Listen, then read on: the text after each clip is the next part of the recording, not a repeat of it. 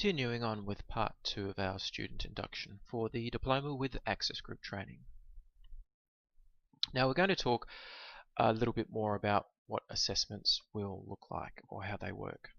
So when you're doing a unit, there will easily be upwards of 20 different assessment items you have, which might sound like a huge amount, but some of them are actually quite small, so don't panic too much. But also, don't leave things to the end. Be doing work constantly during the week. So, you might be asked to provide written answers. That might just be a couple of paragraphs in length to respond to a question that you're given. You might be challenged to write answers that are a page long or maybe even longer in length in response to different assessment questions. As you begin to work through the unit and get towards the end of it, you'll actually be given some project-based work. Now they will be some quite complex scenarios based on the learning that you would have went through, and they will require a very detailed response to that. So that can go for pages and pages of information. Now also, from time to time, you'll actually be asked to demonstrate skills. Now we'll let you know how that's actually going to be achieved, but certainly at the beginning, there'll be lots of written answers, short answers, medium answers, and then longer project-based answers. The e-learning site that you'll receive access to via email is where you'll find all of your learning materials and your ability to submit your assessments. In that email that lists your e-learning sites, there should also be a couple of links for some videos to watch, but just in case, the link that you can see there, the tinyurl.com/AGT student video, is a compulsory series of videos that you need to watch to get you orientated with how to use the e-learning system. Don't skip that, don't skip a single video in it. It is so important to your success. Now, moving past that, what will happen when you start to submit your assessments? Your trainer will provide you some feedback via the e-learning website, and your trainer will also communicate with you when you send messages to them via the e-learning website on some particular questions that you might have as well.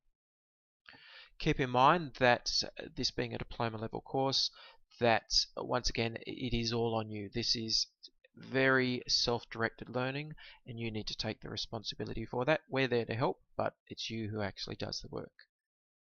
And just keep in mind that the responses that you supply to any of the assessment questions are expected to be of the high quality that we've discussed earlier, and that you'll see made mention of when you have a look at the AGT student video link. Now, keep these things in mind when answering questions. The answers need to be in your words. Yes, you will find the answer on the e-learning website, but to copy and paste or just type in exactly what you saw there, that is not what we're after, and those types of responses will be returned to you for a resubmit. You need to phrase the information in your words. At such times that you actually might be listing references, you might do some additional searching through your textbook or using Google. Make sure that you do have a simple list reference for that sort of work as well. And just keep in mind that a given question, the answer to that question, don't expect to find it just on a single page of the reading on the e-learning website. Your responses that you'll have for the assessment questions will probably be found after reading several pages. Sometimes it could be up to a dozen pages, and that will give you the cue on where your answer comes from within those dozen pages. You do have a textbook as well as the e-learning website, and that's always good to refer to as well. And again, just keep in mind that even for the shortest of answers that you supply, those short answers should probably be a couple of paragraphs in length. Now, just a quick point. If you're coming to us from a professional background where you're working as a manager or some other role similar to that, there may be information from your professional history that can be used to count towards the completion of your study. So if you suspect you fall into that category where there might be some recognition we can apply, please let us know, because that just means that we can get you through the course in a more time efficient manner and not getting you to go over things that you've already demonstrated that you know or that you perform every day in the workplace. Just returning to language literacy and numeracy. We spoke about foundation skills earlier, and a part of the foundation skills were language literacy and numeracy. So at a diploma level, in very broad strokes, you need to be able to demonstrate the ability to analyze information. And this might be information, as I've said, from dozens of pages of reading. You need to be able to provide solutions from sometimes very complex problems. It is a diploma. And importantly, you need to be able to transmit information or answers to others well. You need to demonstrate that you can operate autonomous and use your own judgment in work and study. We're here to ask questions of, but you need to show a high level of skill and autonomy. Now, if you suspect that you do have any language literacy and numeracy issues, it's imperative that you do speak to your trainer about that so we can see where we can assist you. Now, there are some housekeeping things that you should be aware of. There is a student handbook, and you can see a link there, tinyurl.com/AGT student files, and at that link you'll find your student handbook, and you'll find this presentation as well. Now, I need you to have a quick look, well, through the whole handbook, but in particular on page 17 there's information about various legislative requirements that might relate to your course, and also on page 20 there's details of complaints and appeals for a student. So it's definitely in your best interest to make sure that you've had a look through your student handbook. Now, it's hard for me to stress how important this is. If you have any change of circumstance, that means that our contact details for you are out of date, it is absolutely and wholly your responsibility to get us the new information on how to contact you. So a couple of points that we've got there is that it's your ongoing and professional communication is going to be essential throughout the course. So remember, we don't just look at the answers, we have a look at how you carry yourself during the course as well professionally. Now, if for some reason you need to suspend your course or perhaps even cancel the course, you need to notify AGT immediately. You can see our phone number there at the top of the slide, 1300 784 408. You can always get us on that number. Don't delay in any of those examples. Now, you do have a student debt for this course. You have a tuition fee for this course, and you've undertaken the training through the vet fee help loan system from the government. So you do have a real student debt for this, and this is why we are looking out for your best interests, that you must complete your work, you must keep in contact with us, you must let us know if there's any change of circumstance, because that debt is there forever until it's paid back, and the taxation office doesn't forget those sorts of things.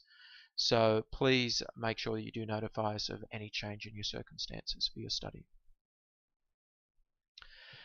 We will communicate with you mostly, well, your trainer anyhow will mostly communicate with you via the e-learning communication system, and there's, when you watch the student videos on how to use the e-learning system, you'll learn more about that. You need to make sure that you're checking for messages at least once every 2 days, and considering that you should be studying at least once every 2 days, that should be no problems at all.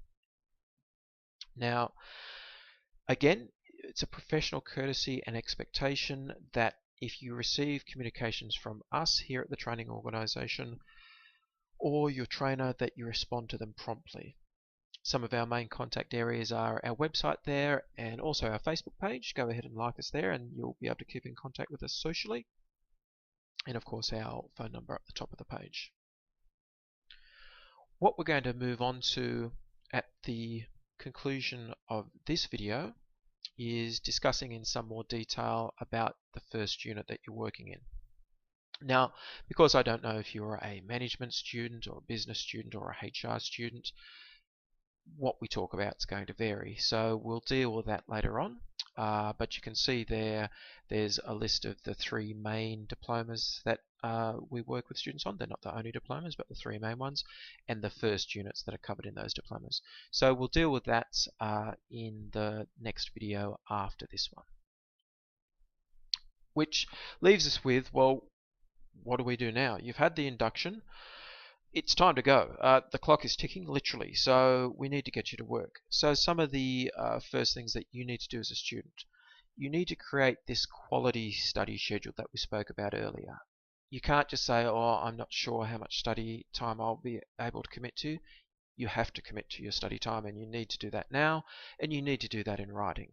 So what you're going to do is you'll log onto your e-learning system, and you will send a message to your trainer via the e-learning system, and within that message you will include a very simple study schedule which notes 1, how many hours per week you're going to commit to study, and 2, a brief breakdown of what amounts of study hours you're doing per day. Very simple, very quick. Don't spend hours on this. It should be something that you can knock over with just 30 minutes of thinking. I need you to review your training plan that will be sent to you, or that you possibly already have, via your email, to make sure that you understand all the units that you're doing and the time frames that are being mentioned there. Now, this is important.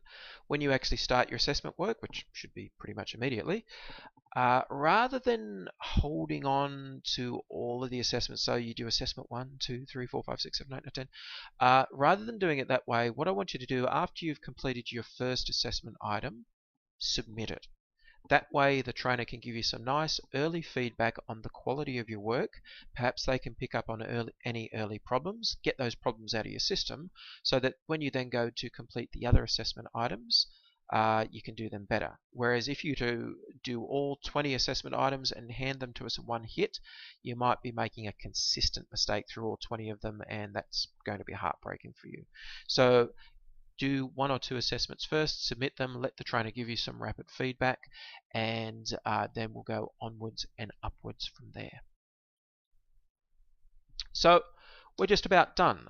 There is the one video to come after this that will describe in more detail the unit that you're about to study, but I wish you good fortune in your study. It's important to note that there is nothing to do with luck or chance about your study. It all comes down to hard work, habit, and then the reward that you get for the hard work. So if you have any generalized questions or problems or change of details, you need to direct those to us. We've got a dedicated email address there, VFH, which stands for Vet Fee Help, vfh@agt.edu.au, or a phone number there. And it's important, don't hesitate when changes of circumstances or problems come up. We need to know about that right away. Otherwise, we assume everything is just going perfectly for you. So we'll now move on in our next videos to a breakdown of the units themselves, but we'll have a look at that in the remaining video. So good fortune and good training.